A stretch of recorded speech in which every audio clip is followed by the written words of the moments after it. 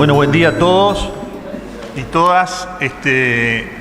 Nuevamente estamos con una edición más dentro de estas etapas del proceso de Think Tank.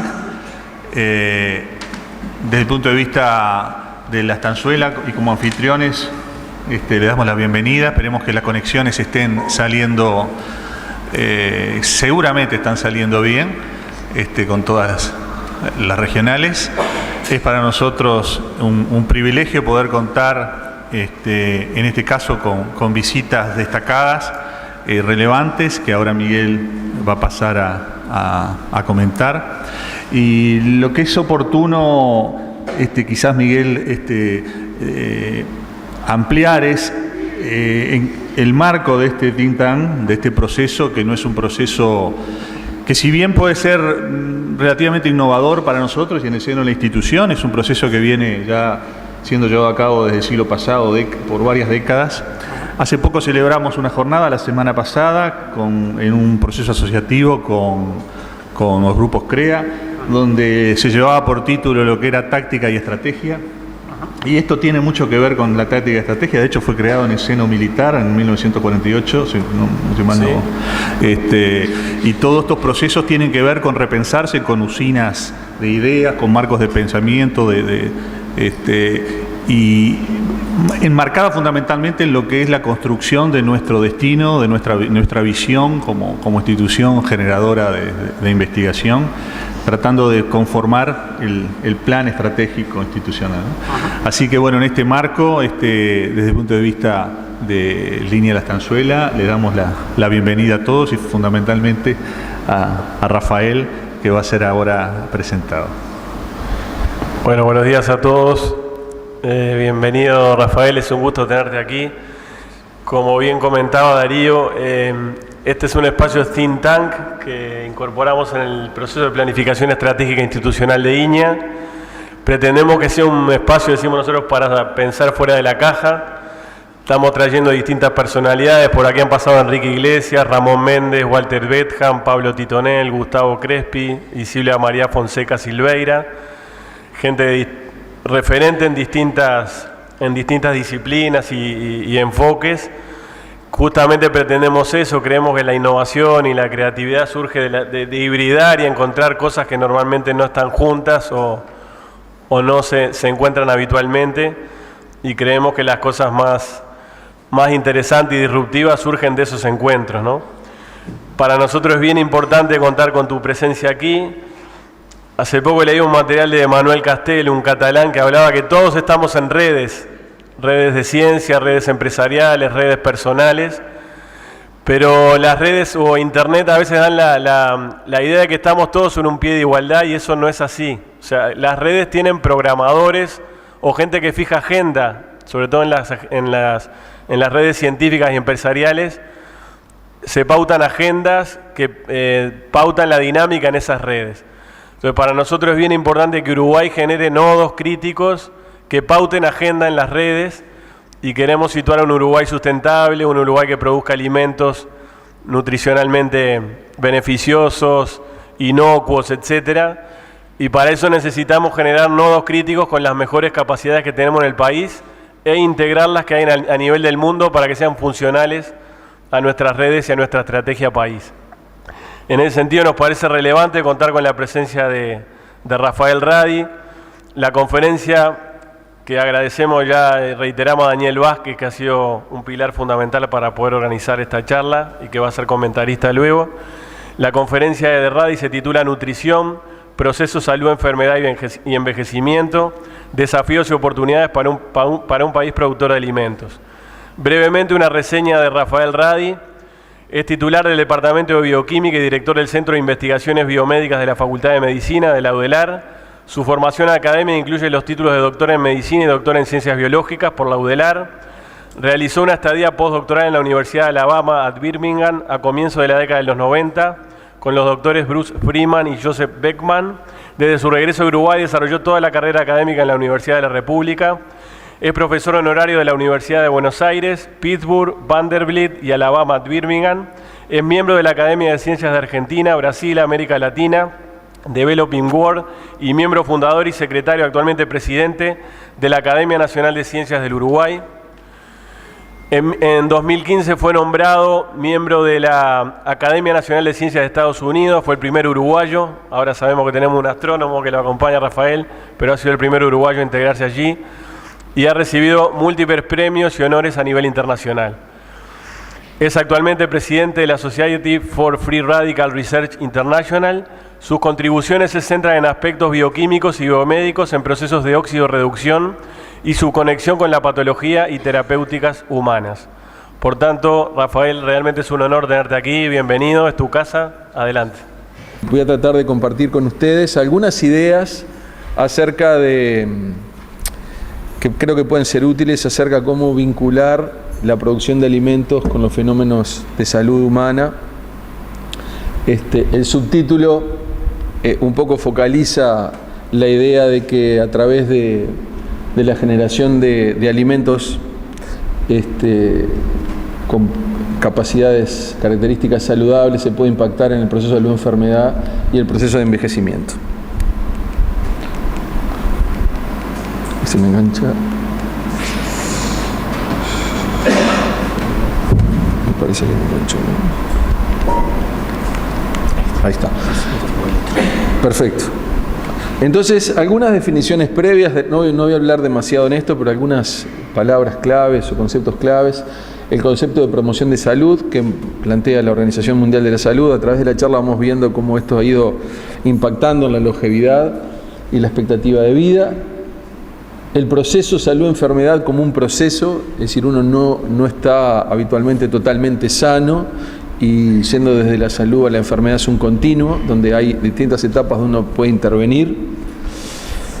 Aspectos relacionados con la prevención de la patología, el envejecimiento, que en el caso de Uruguay es un fenómeno que replica lo que está pasando en Estados Unidos, en Europa y en varios países de Asia en cuanto al aumento de la expectativa de vida. Lo que determina, por un lado, un envejecimiento saludable, pero también patología asociada al envejecimiento. La idea de enfermedades crónicas no transmisibles que están asociadas al envejecimiento, como la patología cardiovascular, la patología neurodegenerativa, la patología inflamatoria, por ejemplo, osteoarticular. Y finalmente, cómo Uruguay se está moviendo en términos de su población en cuanto al aumento de la expectativa de vida y cómo eventualmente se puede impactar en estos procesos a través de la alimentación.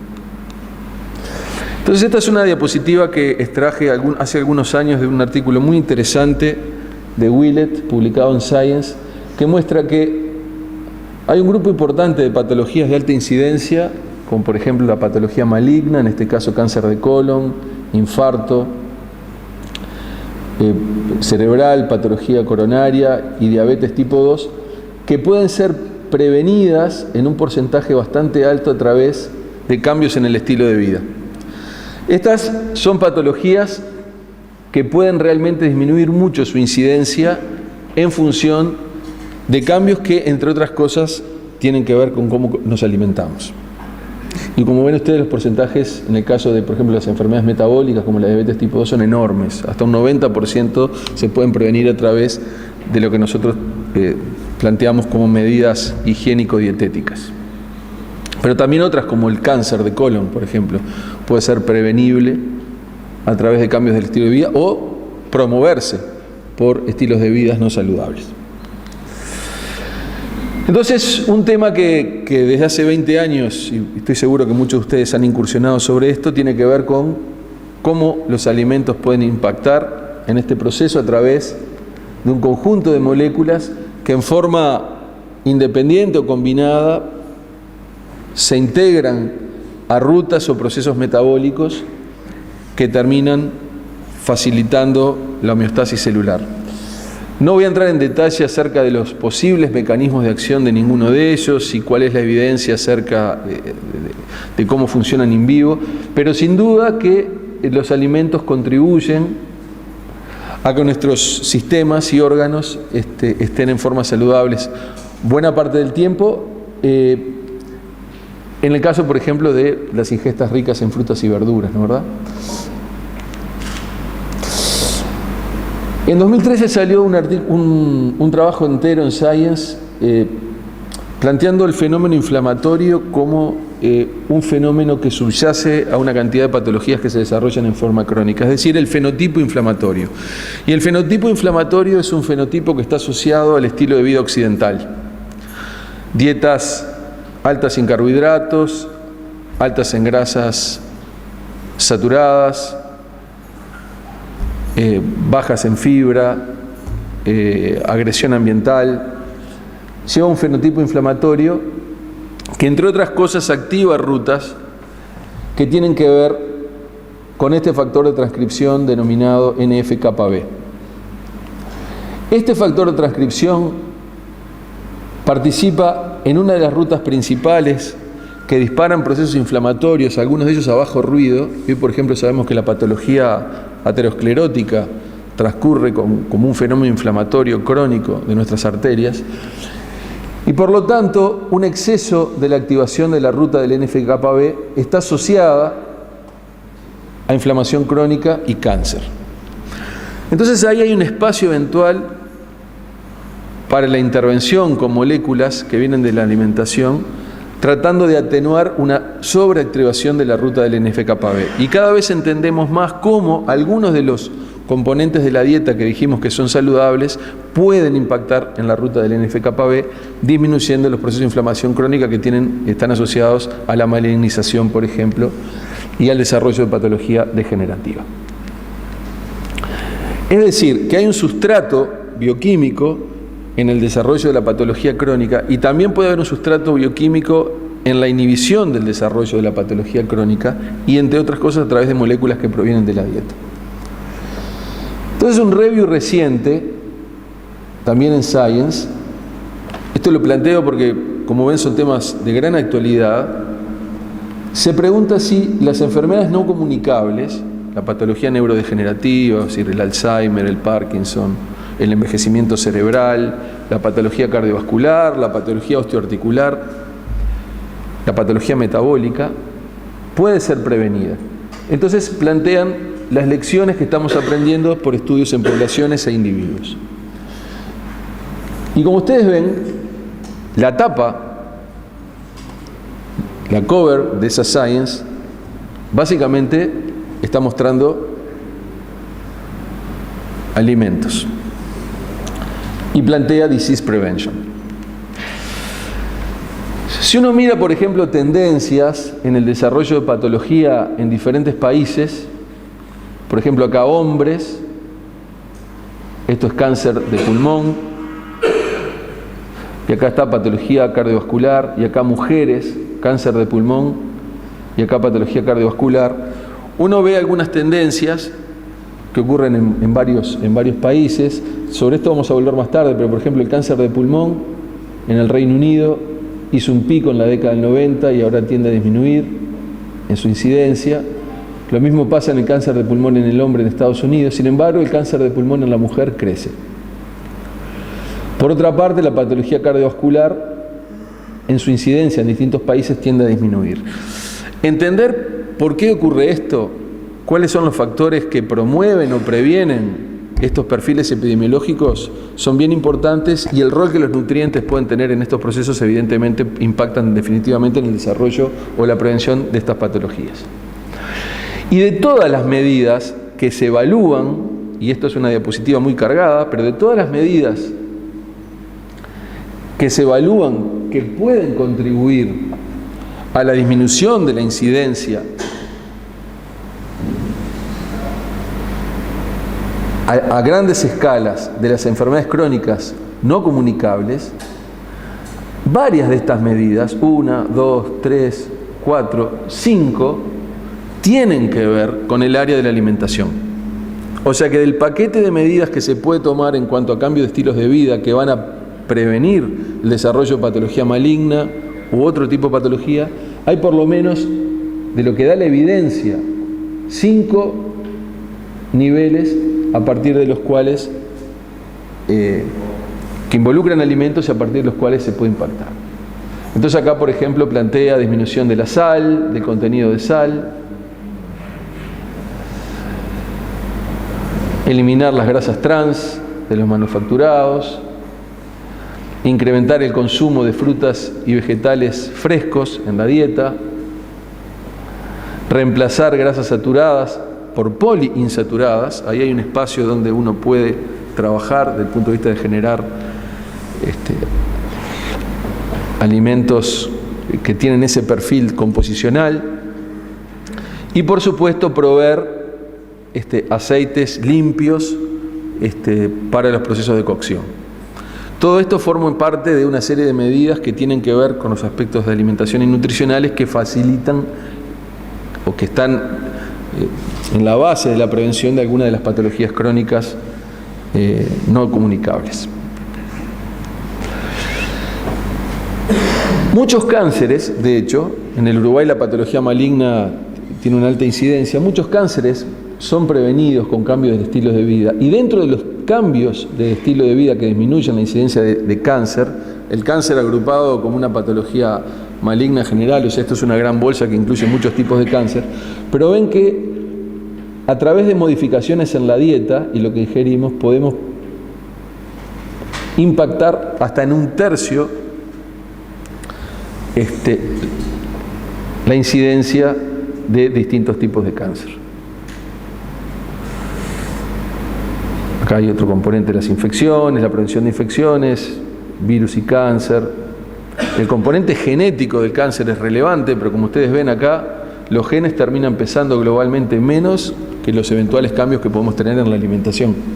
Entonces eso también es una lección para aprender, sobre todo en poblaciones que son cada vez más longevas, incluyéndonos a nosotros, los uruguayos. Un área muy importante que tiene que ver con el ingreso de nutrientes y nuestras respuestas fisiológicas, que es un área importante a explorar y desarrollar en el país y que tiene un gran auge internacional, es la nutrigenómica, que está en la interfase de salud humana, dieta y la genómica. Es decir, cómo los alimentos y componentes de las dietas pueden ser absorbidos, distribuidos, biodistribuidos, y pueden impactar en el metabolismo intermediario y la señalización. Entonces me parece que esta es una de las áreas importantes, y ahí sí uno puede empezar a estudiar, pero los carotenoides que hacen, cómo impactan en la expresión génica, qué pasa con el ácido ascórbico, qué pasa con los polifenoles, las vitaminas, a un nivel mucho más fino que lo que se hacía hasta ahora. Porque todas las técnicas ómicas, la genómica, la transcriptómica y la proteómica, además nos permite entender mucho más rápido las respuestas a nivel celular, que pueden ser respuestas protectoras o no. Otra molécula muy importante que se está viendo que está siendo afectada por nutrientes, componentes que vienen de la dieta, es el sistema del NRF2 KEAP1. Esta es la otra ruta sobre la que quería comentarles, porque este es un factor protector antiinflamatorio. Entonces, en ese fenotipo proinflamatorio de las sociedades occidentales, la inhibición de la sobreactivación del NF-κB por un lado, y por otro lado la activación del sistema NRF2 son estrategias del punto de vista de la señalización que promueven un fenotipo saludable. Por lo tanto, uno eventualmente quisiera ingerir alimentos que, entre otras cosas, proveyeran de moléculas que terminaran impactando, haciendo un down regulation del sistema NF-κB y un up regulation del sistema NRF2. Y acá lo que yo les voy a mostrar es que una vez que está activado el sistema NRF2, hay una activación de genes que transcriben para una serie de proteínas citoprotectoras. O sea que realmente esta es una respuesta genómica que genera la transcripción de sectores del ADN, que genera RNA mensajero, que luego se traduce a proteínas, que son básicamente proteínas de protección celular antiinflamatorias. Y dentro de esas moléculas hemos trabajado un grupo de nosotros, y ahora sé que hay una interacción más fluida entre el Departamento de Bioquímica nuestro de la Facultad de Medicina, el Departamento de Bioquímica de la Facultad de Agronomía y unidades de línea, en el sentido de buscar componentes saludables de las olivas y los aceites de olivas.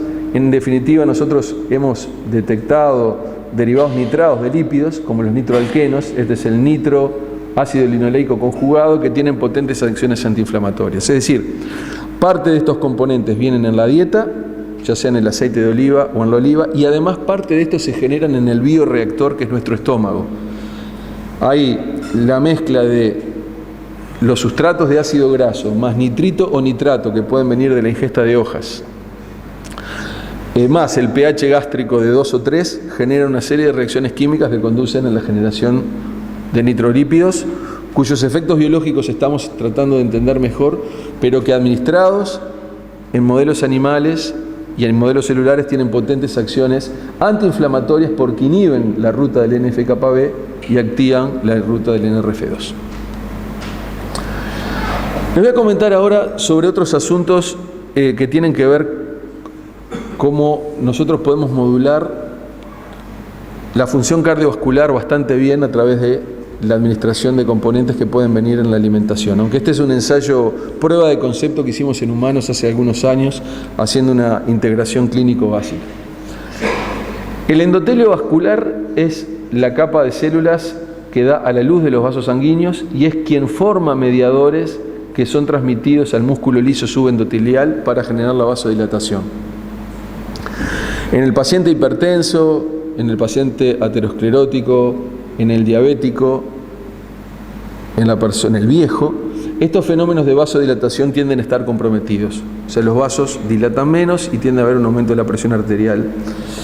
Y eso depende de la disfunción del endotelio. Se habla del endotelio disfuncionante. Uno de los mediadores que se genera para lograr la dilatación del músculo liso es el óxido nítrico. El óxido nítrico es el factor de relajación del endotelio vascular que en individuos normales, a punto de partida del flujo sanguíneo laminar, se activa una enzima que es la óxido nítrico sintasa. El óxido nítrico difunde el músculo liso subendotelial y se genera GMP cíclico que a su vez dispara la vasodilatación. Eso está comprometido en este tipo de circunstancias porque la vida media del óxido nítrico está comprometida.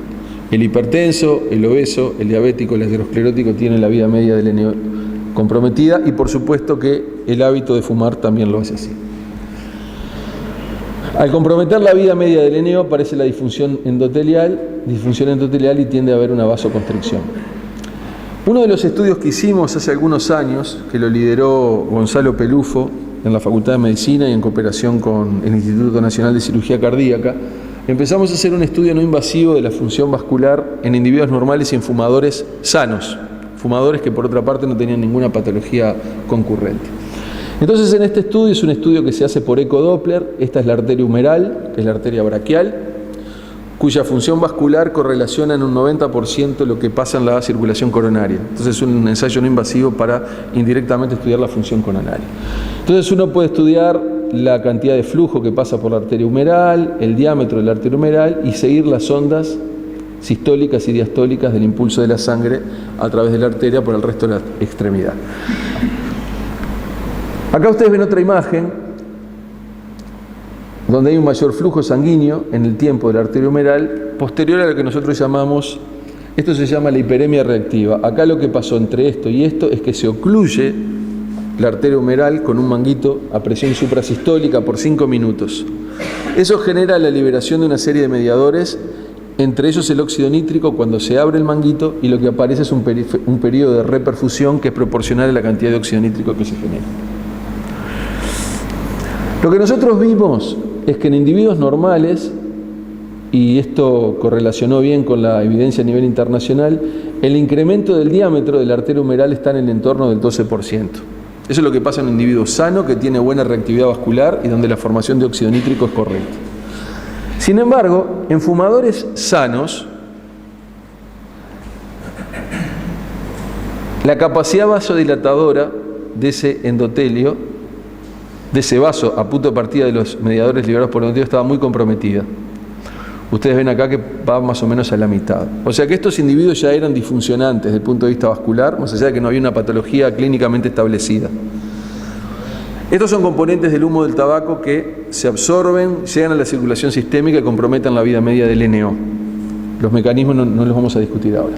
Lo que nosotros vimos acá fue que si a esos individuos, esto fue una suplementación nutracéutica, o sea que acá no estamos hablando de alimentos, acá lo que se les administró a los individuos fue un comprimido que contenía 800 unidades internacionales de alfa-tocoferol sintético, que corresponde a unas 400 desde el punto de vista de su bioequivalencia de alfa-tocoferol natural, más 1 gramo de ácido ascórbico por día. Eso fue tomado en 2 tomas. Eran 400 unidades más 500 miligramos al mediodía o de mañana y 400 unidades más 500 miligramos de noche. Entonces primero medimos cómo aumentó la concentración de ácido ascórbico en los individuos una vez suplementados, cómo aumentó la concentración de alfa-tocoferol, y después le hicimos el washout. Retiramos la pastilla, el comprimido, a los 170, 180 días. ¿Qué pasó con la función vascular? En los individuos sanos, la suplementación nutracéutica no dio resultado, no aumentó más la función vascular, que ya era sana, era normal. Pero en los fumadores se logró revertir absolutamente la disfunción endotelial. Eso fue una prueba de concepto. El mensaje no es fume y consumo de alfa-tocoferol y vitamina C. El mensaje es: el hábito de fumar genera estrés oxidativo vascular que disminuye y compromete la vida media del óxido nítrico y genera una disfunción endotelial que es subclínica.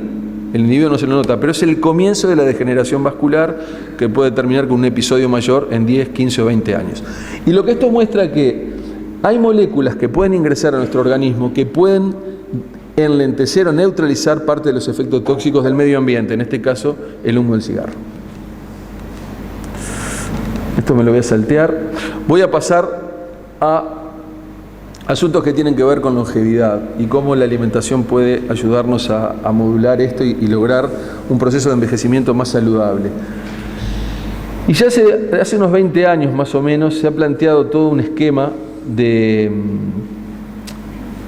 un eje en donde en la teoría oxidativa del envejecimiento la restricción calórica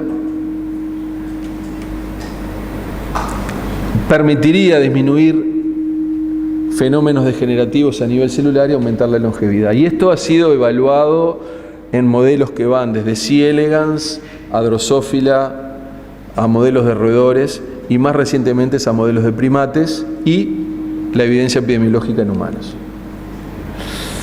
Entonces, el tema de la restricción calórica, es decir, proveerle al individuo la cantidad de nutrientes necesarias para que no tenga ninguna deficiencia ni en vitaminas, ni en oligoelementos, ni en micronutrientes, pero disminuyendo la cantidad de calorías que se consumen ad libitum, un porcentaje que va entre el 25 y el 30%. En general, tanto los modelos animales como los datos epidemiológicos muestran que en general a los individuos les va mejor. Por ejemplo, en esta isla de Japón, los pobladores consumen menos calorías que en el resto de Japón y presentan una alta proporción de individuos centenarios y supercentenarios. Los supercentenarios son los que viven más de 110, que ahí también hay un corte entre los que viven 100 y los que viven más de 110.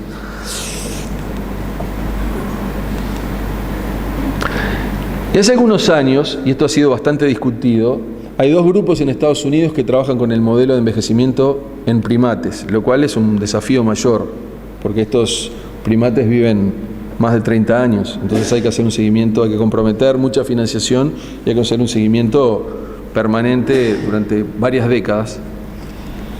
Y uno de los grupos, el liderado por Richard Weintraub, mostró que después de 20 años de seguimiento de un estudio de restricción calórica en monos,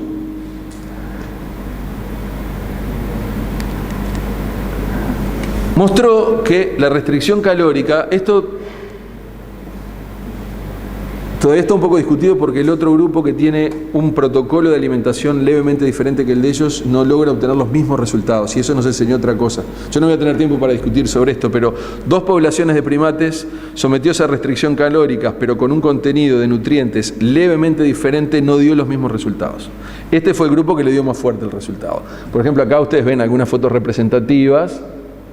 Estos son monos de 28 años, ya son monos veteranos. Este es el de la dieta control y este es el de la restricción calórica. Este es el de la dieta control y este es el de restricción calórica. Parece notoriamente más joven.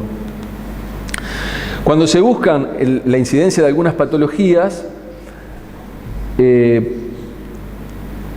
ve que, por ejemplo, si uno mira el porcentaje de animales que no presentan patología asociada al envejecimiento, el porcentaje de los que no presentan patología asociada al envejecimiento es mucho mayor en los que tienen restricción calórica que los controles. Ahí se englobaron varias patologías asociadas al envejecimiento en su conjunto, trastornos metabólicos, cáncer, patología cardiovascular. O sea que a estos monos les va mejor que a estos otros, en cuanto al desarrollo de patología asociada al envejecimiento. Y una de las cosas que uno ve en el hombre que envejece es la disminución de la sustancia gris del encéfalo.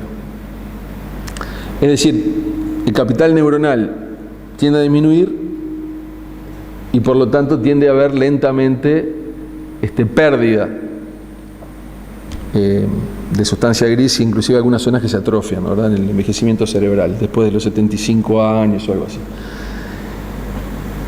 En el modelo de primates midieron uno de los núcleos grises, que es el putamen, y vieron que en los animales con restricción calórica tenían un mayor volumen de sustancia gris que los animales que seguían la dieta control. O sea que había una cantidad de parámetros patológicos y paraclínicos que mostraban que la restricción calórica podía tener un efecto beneficioso para la salud.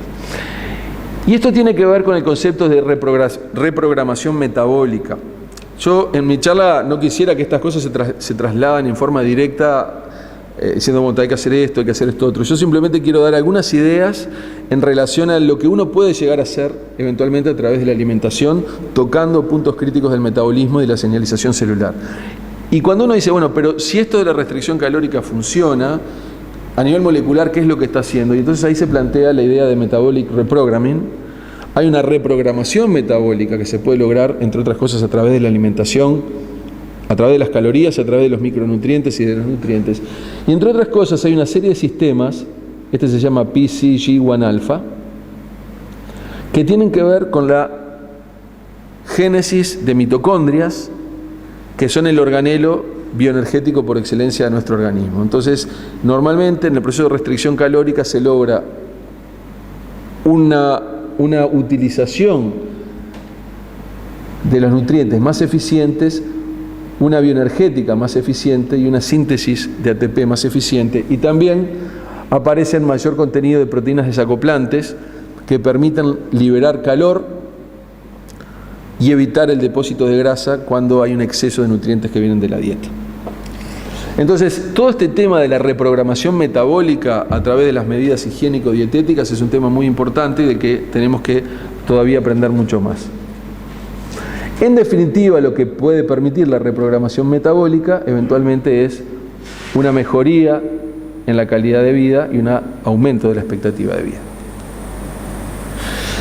Un trabajo muy importante que salió en 2009 tiene que ver con un ensayo de intervención en humanos, en restricción calórica, porque se había trabajado mucho en modelos preclínicos y luego en el modelo de primate. Este es uno de los primeros ensayos que se ejecutó en humanos añosos. Y entonces dicen que estudios animales sugieren que dietas bajas en calorías y ricas en ácidos grasos insaturados son beneficiosas para la función cognitiva con la edad. Acá están estudiando función cognitiva, que declina con la edad.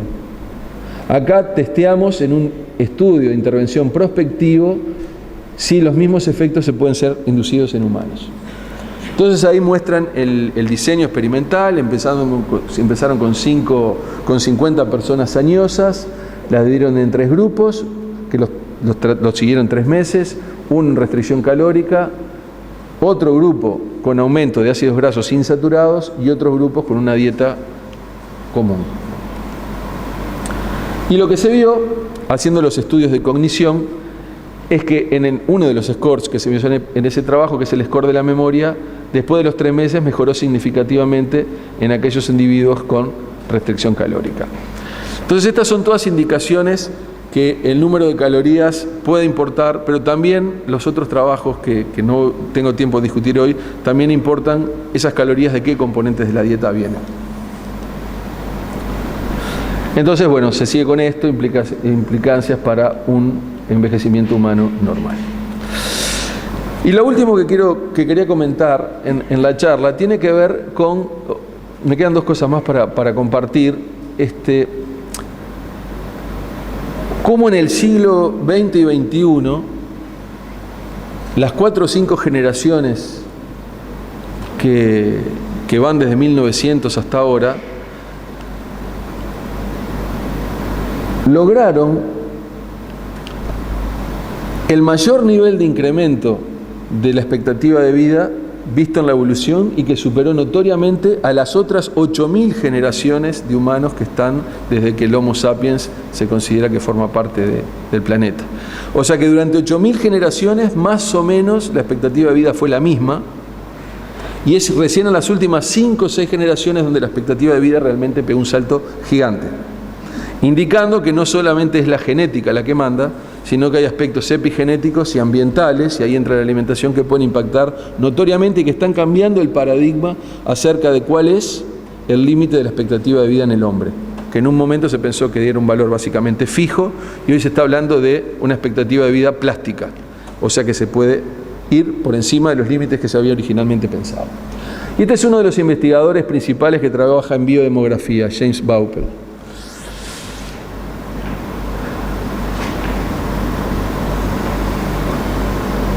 Entonces, por ejemplo, acá da un dato y dice, por ejemplo, la expectativa anual de probabilidad de muerte de un cazador-recolector de 65 años era 5%, sin embargo, para un hombre de 65 años hoy en Japón, la expectativa de vida de muerte, la chance de muerte a los 65 años es 0,8.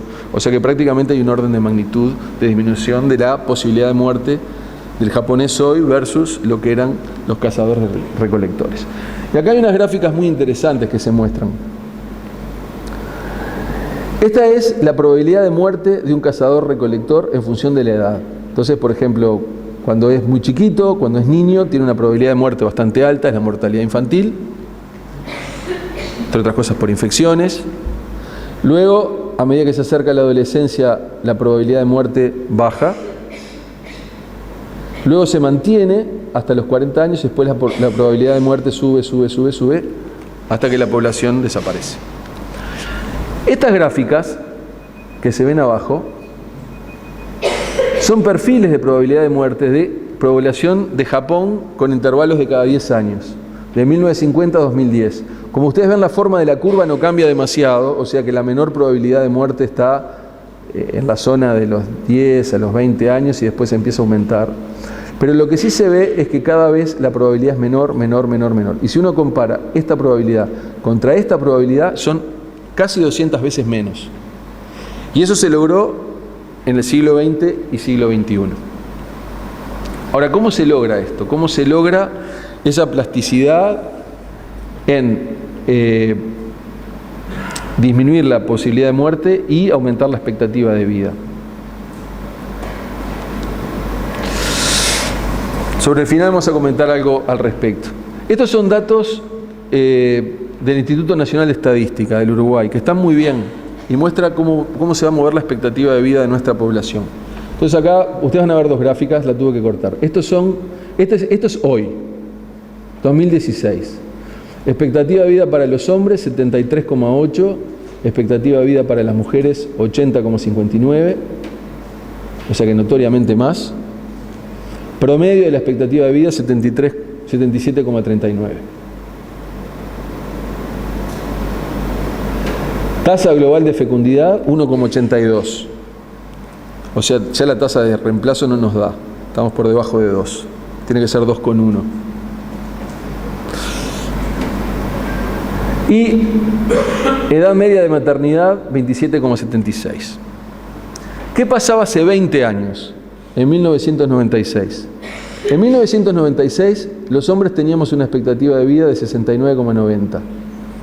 Las mujeres 78,05, el promedio 73. O sea que desde el 96 al 2016 prácticamente se ganaron, en 20 años, prácticamente se ganaron 3 años y medio de expectativa de vida. ¿Qué va a pasar en el 2036? ¿Cuál es la proyección? Se van a ganar unos 3 años más, 2 años y medio más. O sea que cada 10 a 20 años se ganan entre 2 y 3 años de expectativa de vida. El genoma es el mismo, o sea que acá lo que está influyendo son los fenómenos que tienen que ver con el ambiente, es decir, la atención médica, la alimentación, el ejercicio, el descanso. En realidad la tríada es alimentación, ejercicio y descanso, el sueño, ¿no, verdad? Es decir, hoy a nivel médico se ve que es la tríada la que funciona muy bien. Y luego arriba de eso viene la intervención médica. Si uno mira qué va a pasar en 2050, ya el hombre va a tener una expectativa de vida de 80 en el Uruguay, que contrasta con los 73 años del 2016. En 2050 los hombres van a vivir una expectativa de vida de 80, las mujeres 85 y el promedio alrededor de 82,77. La tasa de fecundidad es 1.7, baja un poquito, y la edad media de la maternidad sube un poco a 28 años. Esos son los datos. Lo que yo creo que importa visualizar es que cada vez vamos a ir viviendo más, y este fenómeno que ocurre a nivel mundial va a pasar en el Uruguay. Y eso nos impone como sociedad el desafío de ver cómo vamos a mantener la salud de la sociedad, y sobre todo fenómenos como el envejecimiento cerebral, el envejecimiento cardiovascular, las enfermedades osteoarticulares, de forma que el aumento de expectativa de vida también vayan unidos a un aumento de la calidad de vida.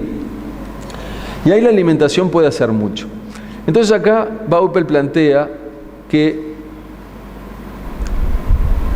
la plasticidad que se está observando dispara preguntas acerca de las teorías evolutivas del envejecimiento, y que se ha logrado unas 200 veces menos posibilidad de muerte en algunas etapas de nuestra vida que lo que se veía en los cazadores recolectores, simplemente empujados por su genética y su capacidad de obtener nutrientes del medio, ¿no, verdad? Entonces sigue preguntándose Baupel, ¿cuál es la explicación que subyace para esta plasticidad extraordinaria y el hecho de que en el mundo cada vez haya más centenarios y cada vez haya más supercentenarios, que son los que tienen más de 110? ¿Por cuánto tiempo la expectativa de vida va a seguir aumentando? ¿Y qué es lo que significa?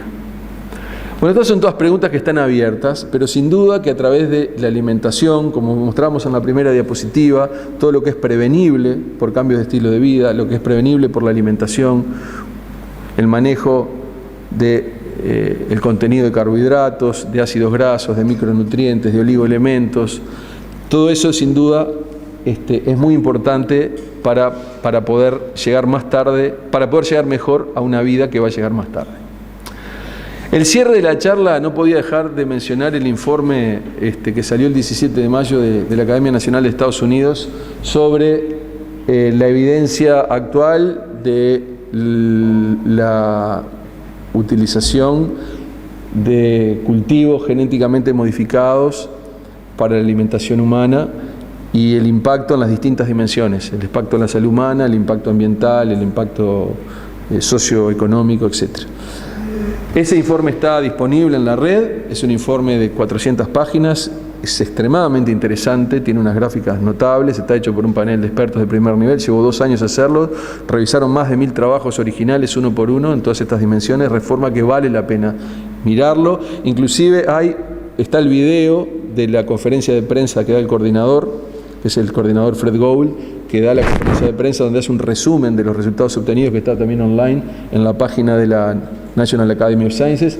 NAP es National Academies Press, es la imprenta de la National Academy. O sea que esto está gratis en la red, vale la pena mirarlo, es un material súper rico y sobre todo lo que trae es la evidencia, los datos, que era algo que estaba faltando hasta ahora. Entonces, básicamente, en un par de diapositivas quería mostrarle algunas ideas que lo que tienen con el impacto de la salud humana y sobre todo pensando en todas las críticas que han habido acerca del posible efecto negativo sobre la salud humana. Yo simplemente lo que voy a hacer acá es mostrar cuál es lo que el panel concluyó. Y obviamente esta no es una historia cerrada, es la evidencia que está hasta el día de hoy. Y acá se ve un poco la distribución de los cultivos genéticamente modificados en el mundo. Como se ve, se concentra muchísimo en el continente americano. De hecho, acá se plantea que hay 180 millones de hectáreas de cultivos plantados globalmente, de los cuales 70 hay en Estados Unidos y hay como otros 70 plantados en el sur de Sudamérica. Después está la India, Australia y básicamente el resto del mundo está bastante libre de plantaciones de cultivos genéticamente modificados. O sea que la distribución es bien dispar y eso les permitió al plantel hacer comparaciones entre poblaciones que están sometidas a cultivos genéticamente modificados de las poblaciones que no están sometidas a cultivos genéticamente modificados. Me pareció muy inteligente ese enfoque. Entonces, los efectos en la salud humana los evaluaron a 3 niveles. Por un lado, los estudios en animales. Por otro lado, el análisis composicional de los alimentos no genéticamente modificados y genéticamente modificados, y por último, la predicción en humanos. Lo que dice el estudio básicamente que no hay trabajos que muestren en forma definitiva ni contundente que en los modelos animales, ni tampoco en los animales alimentados con cultivos transgénicos haya ningún impacto negativo sobre la salud. Esa es una de las conclusiones. Yo las señalé algunas de ellas, ustedes después pueden ir a través del informe. Y a su vez, a nivel de lo que es, a nivel de la composición, sí hay algunos cambios composicionales, pero que están dentro del rango de las variaciones de composición que existen en distintos tipos de cultivos, inclusive naturales. Tampoco lo ven como un asunto demasiado dramático. Y finalmente, examinaron los datos epidemiológicos de Estados Unidos y Canadá, donde hay consumo de alimentos genéticamente modificados, versus Europa, donde no hay. Y vieron los perfiles epidemiológicos de una cantidad de patologías. Y la verdad que no encontraron, ni en el antes ni en el después de 1995, que es cuando se introducen, o sea, si se hace un corte 75 al 95 y 95 a 2015, en el antes y después, para la población norteamericana o para la población del Reino Unido no hay cambios epidemiológicos significativos. Hay algunos asuntos que tienen que ver con posibles modificaciones del microbioma, eso es algo a discutir y analizar, está en el informe. No aparece evidencia de transgenes del Bacillus thuringiensis, que es el que produce la proteína insecticida CRI, ni se encuentra ni en la leche de los rumiantes ni en los tejidos. Y estas son algunas tendencias de cáncer parecidas a lo que vimos más temprano en mujeres antes y después del consumo transgénicos de distintos órganos en Estados Unidos. Como ustedes ven, básicamente ninguna tendencia cambia en forma dramática y más bien los cambios de tendencias que se ven en Estados Unidos son los mismos que se ven en el Reino Unido, en el antes y después. O sea que el perfil epidemiológico de cáncer en la mujer, de los distintos tipos de cánceres, con el corte del 96, el 95, antes y después, que se ven en Estados Unidos, son idénticos, donde se consumieron, son idénticos a los que se ven en el Reino Unido. Y para el hombre es igual, digamos, distintos tipos de cánceres, se ven los perfiles epidemiológicos antes y después, algunos tienden a aumentar un poco, como el melanoma, otros tienden a disminuir, como el cáncer de pulmón, o sea, algunos aumentan, otros bajan, eso tiene que ver cómo se mueve el cáncer en función de una cantidad de factores que lo influyen, pero estos mismos perfiles, o muy parecidos, son los que aparecen en el Reino Unido, donde no hubo consumo de alimentos genéticamente modificados. Entonces ellos plantean que la evidencia no indica que haya ningún cambio significativo en el porcentaje de incidencia de patología maligna para aquellas poblaciones que consumieron que las que no consumieron. Y no solo evaluaron incidencia de cáncer, evaluaron incidencia de patología renal, obesidad, enfermedad del aparato digestivo, enfermedad celíaca, alergias y también los desórdenes del espectro autista, que es un tema muy prevalente ahora, cada vez hay más niños donde se les diagnostica desórdenes del espectro autista, antes se hablaba de autismo, ahora se sabe que es un espectro más amplio, y se ha muchas veces planteado que son o componentes tóxicos de los alimentos o eventualmente alimentos genéticamente modificados, los que generan cambios, remodelación a nivel de la corteza cerebral que puede conducir a estas alteraciones de comportamiento, y la verdad que el informe tampoco no logra obtener ninguna evidencia de que eso pueda ser así. Lo que no quiere decir que en el futuro no aparezcan, pero hasta el día de hoy no aparece nada que sea significativo en cuanto a el aumento de la incidencia de estas patologías por el consumo de alimentos genéticamente modificados. Por el otro lado, el informe habla de la posibilidad que en algunos casos Estos son otros posibles efectos que hay que estudiar con más detención. Yo dije que sí podían haber algunos cambios del microbioma. Eso el informe lo pone un poco con una luz amarilla, que hay que estudiar mejor, porque sí hay algunas modificaciones de la flora nativa intestinal. No aparece transferencia, aparece alguna transferencia horizontal de genes para la flora intestinal, pero no para las células somáticas, y no hay transferencia de material genético a través de la barrera intestinal. Sí, fragmentos de la proteína CRIP. Y bueno, a punto de partida de todo esto, y ya estoy cerrando la conferencia, decidimos empezar una iniciativa académica nueva en la facultad, con la aprobación de las facultades que participan en la carrera de Ingeniería de Alimentos, y vamos a empezar en el segundo semestre. Ha sido un proceso trabajoso, pero muy bueno, esta materia optativa para la carrera de Medicina de Alimentos, de Ingeniería de Alimentos, que la vamos a abrir obviamente a otras carreras, que le vamos a llamar Bioquímica Médica, Alimentos y Procesos de la Enfermedad, donde vamos a ir en detalle a través de un número importante de patología, de proceso de envejecimiento, y cómo a través de la alimentación se puede modular en una o en otra dirección, incluyendo todas las discusiones que hubo sobre el tema carnes, etcétera, etcétera. Bueno, estas son algunas conclusiones. El aumento de la longevidad y cambio del estilo de vida imponen desafíos para el desarrollo de alimentos para la promoción de salud.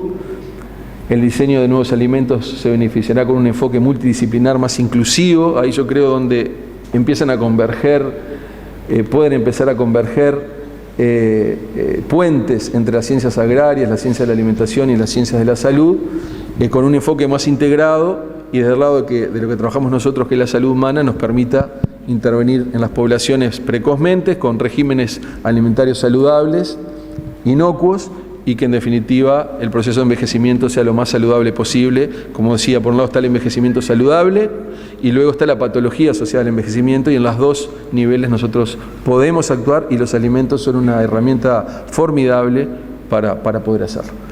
Bueno, eso era todo, y bueno, muchas gracias por haberme escuchado.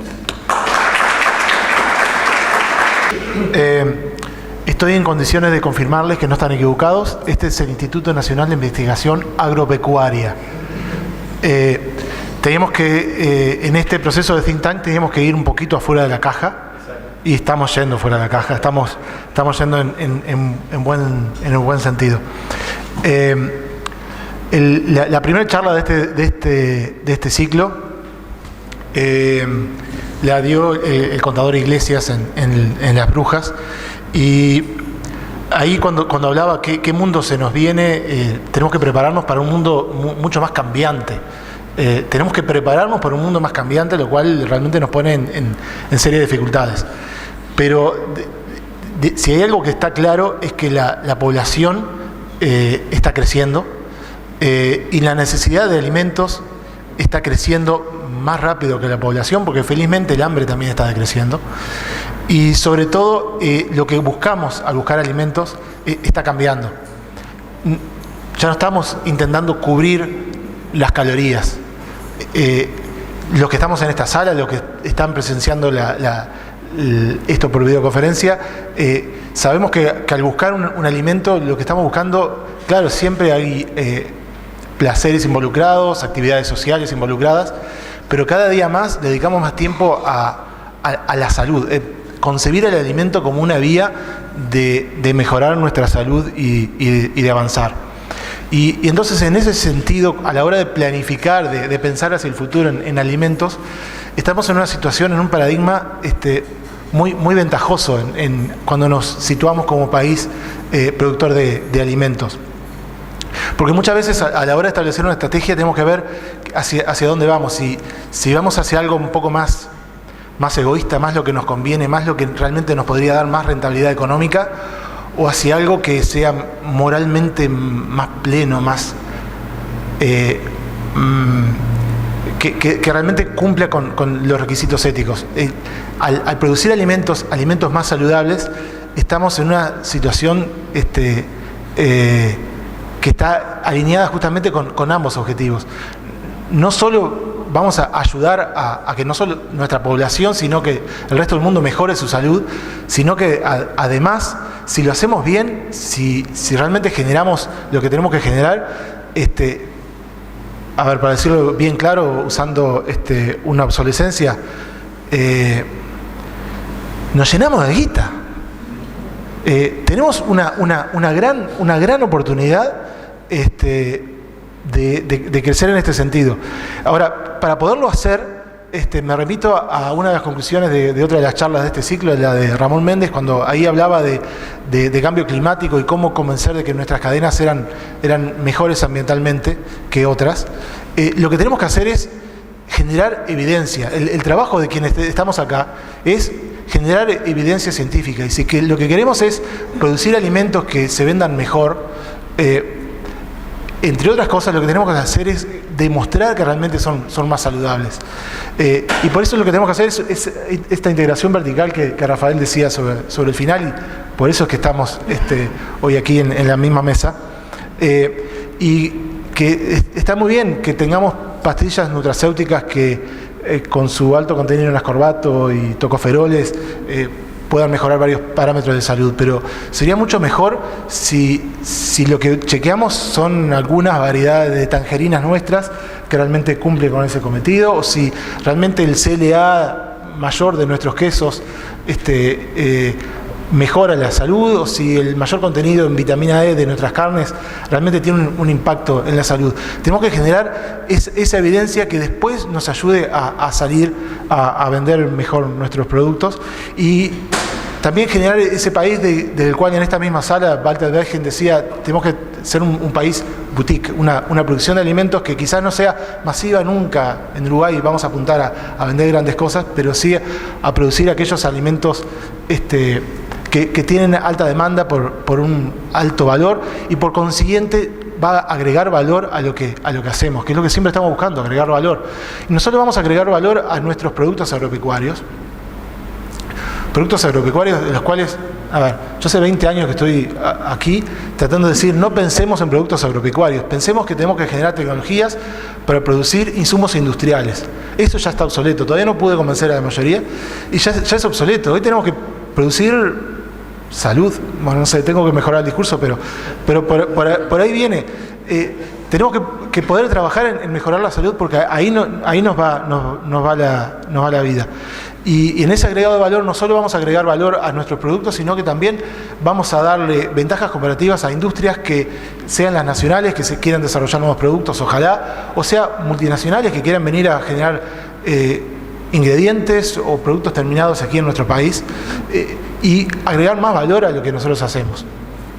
Tenemos mucho ahí, y por eso cuando hace unos meses Facundo y Joana, perdón, los doctores Facundo Ibáñez y Joana Lado propusieron generar este grupo de agroalimentos, empecemos a integrarnos, y llamamos a Santiago, que recién estaba llegando de su doctorado en Colorado, y llamamos a Pedro Blanco e Inés de Luque, ya tienen unos años aquí en INIA, a formar este grupo, a potenciar lo que ya tenemos, a sacarle más jugo a lo que INIA ya está haciendo, pero también a hacer un nodo de interacción en el entorno alimentario o agroalimentario de nuestro país.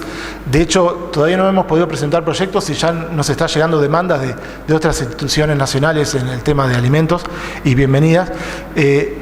Creímos que era una muy buena idea, y en eso estamos trabajando, y van a sentir nuestro ruido muy pronto.